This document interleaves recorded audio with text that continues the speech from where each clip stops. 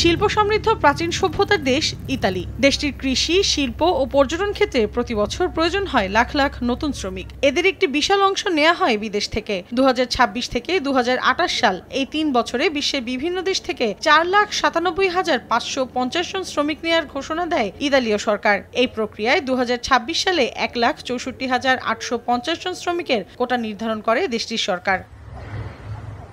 আগামী বছর 12 জানুয়ারি কৃষি, 9 ফেব্রুয়ারি পর্যটন, 16 ফেব্রুয়ারি স্থায়ী ও স্বকর্মসংস্থান, 18 ফেব্রুয়ারি দক্ষ ও উচ্চমান অভিজ্ঞতা সম্পন্ন শ্রমিকদের আবেদন গ্রহণ করা হবে বলে জানা গেছে। তথ্যমতে এই বছরও 4 ক্যাটাগরিতেই অনেক বাংলাদেশি আবেদন করার সুযোগ পাবেন এবং অনেকে জয়ী হবেন বলে আশা করা হচ্ছে। ইতালি সরকারের এমন উদ্যোগে খুশি প্রবাসী বাংলাদেশিরা।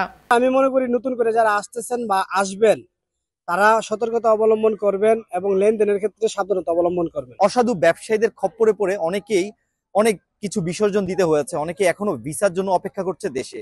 সো যারাই আসার চিন্তা করছেন তারা অবশ্যই সতর্কতার সাথে সবকিছু অবলম্বন করে তারপর আবেদন করবেন। উন্নত জীবনের প্রত্যাশায় গত কয়েক বছরে স্পন্সর ভিসার মাধ্যমে অসংখ্য বাংলাদেশি আবেদন করেছিলেন ইতালিতে। সামান্য কিছু সংখ্যক অভিবাসন প্রত্যাশী সফলতা অর্জন করতে পারলেও অধিকাংশই ভোগান্তির শিকার হয়েছেন। তাই সামনের বছর আবেদনকারীদেরকে সতর্কতা অবলম্বনের পরামর্শ দিয়েছেন সংশ্লিষ্টরা।